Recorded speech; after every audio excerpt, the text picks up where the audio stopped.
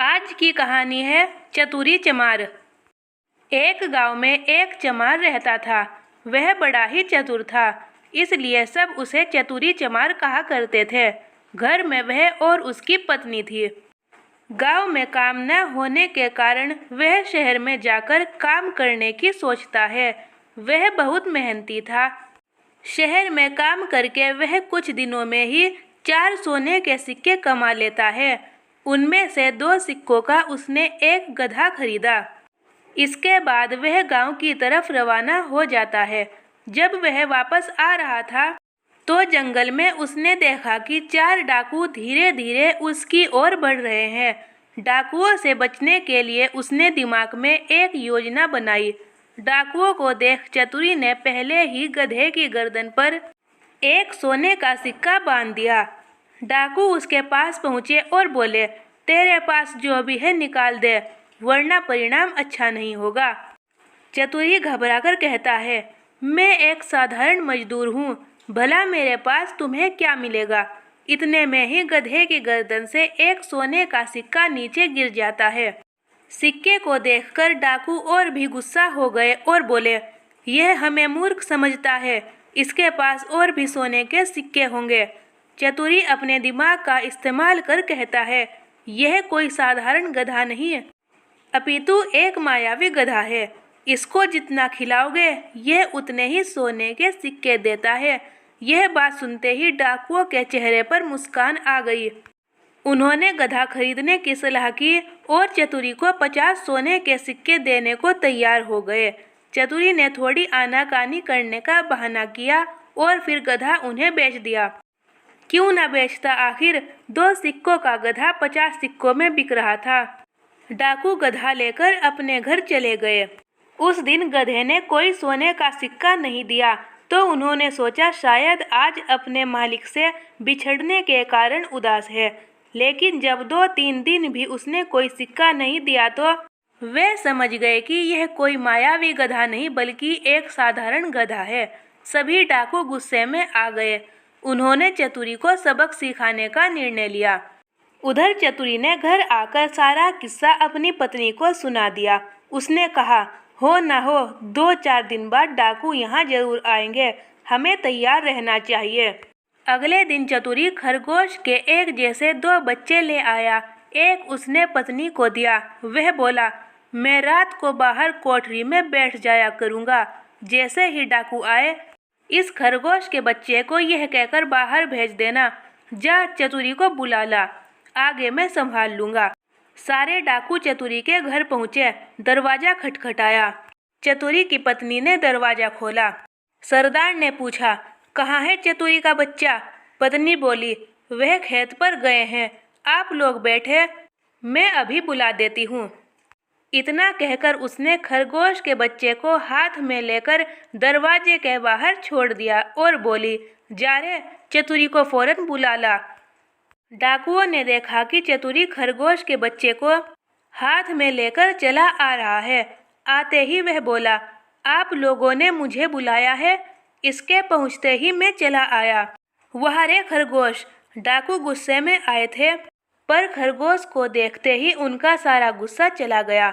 सरदार ने आश्चर्य से पूछा, यह तुम्हारे पास पहुँचा कैसे? चतुरी बोला, यही तो इसकी तारीफ है।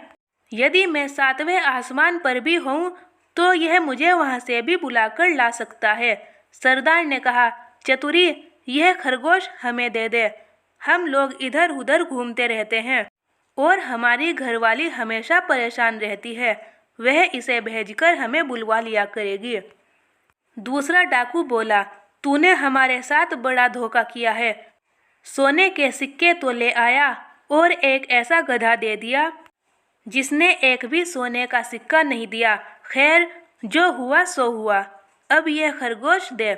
चतुरी ने बहुत मना किया तो सरदार ने 50 सोने के सिक्के निकाले और चतुरी को देते हुए कहा, यह ले, अब दे खरगोश को। चतुरी ने सोने के सिक्के ले लिए और खरगोश दे दिया। डाकू चले गए। डाकुओं के सरदार ने खरगोश को घर ले जाकर अपनी पत्नी को दे दिया और उससे कह दिया कि जब खाना तैयार हो जाए तो इस खरगोश को भेज देना। वह बाहर चला गया, दोस्तों के बीच बैठा रहा। राह देखते देखते आधी रात हो गई, पर खरगोश नहीं आया। वह झल्लाकर घर पहुंचा और अपनी पत्नी के ऊपर उबल पड़ा। पत्नी ने कहा, तुम क्यों नाराज होते हो? मैंने तो घंटों पहले ही खरगोश को भेज दिया था। सरदार समझ गया कि यह चतुरी की चालाकी है। भेद खुला तो डाकुओं का पारा आसमान पर चढ़ गया। वे फौरन चतुरी के घर पहुँचे। घर पहुँचे तो देखा उसने एक मुर्गा फार्म खोल लिया था। उसे देखकर वे और गुस्सा हो गए। उन्होंने चतुरी को पकड़ा और एक बोरी में बांध दिया। और थोड़ी दूर चलने के बाद एक डाकू ने कहा, सरदार, हम इसे बड़ी नदी में फेंक देते हैं। यह बात सुनकर चतुरी डर गया। काफी देर चलने के बाद सभी डाकू थक गए। धूप तेज थी तो वे बोरी वहीं रखकर पास में एक झरने के पास चले गए। थोड़ी देर बाद चतुरी ने भेड़ों की आवाज़ सुनी। उसने बोरी के अंदर से भेड़ों के मालिक को आवाज़ लगाई। भेड़ों के मालिक ने कहा, तुम कौन हो और इस बोरी में कैसे फंस गए? चतुरी ने कहा, कुछ लोग मेरी शादी जबरदस्ती राजकुमारी से कराना चाहते हैं। यह लोग मुझे बोरी में बांधकर राजकुमारी के पास ही ले जा रहे हैं। वह राजकुमारी कानी है और मैं उससे शादी नहीं करना चाहता। वह आदमी बोला, ठीक है, मैं तुम्हारी जगह राजकुमारी से शादी करने के लिए तैयार हूँ। इतना कहकर उस आदमी ने बोरी खोली और चतुरी की जगह बोरी में स्वयं बैठ गया। चतुरी उस आदमी की भेड़ लेकर चला जाता है। थोड़ी देर बाद डाकू आते हैं और बोरी को उठाकर नदी में फेंक देते हैं। उन्हें खुशी हुई कि चतुरी से उनका पीछा छूट गया। जब डाकू अपने घर वापस जा रहे थे तो उन्होंने देखा चतुरी कुछ भेड़ों के साथ अपने घर वापस जा रहा है।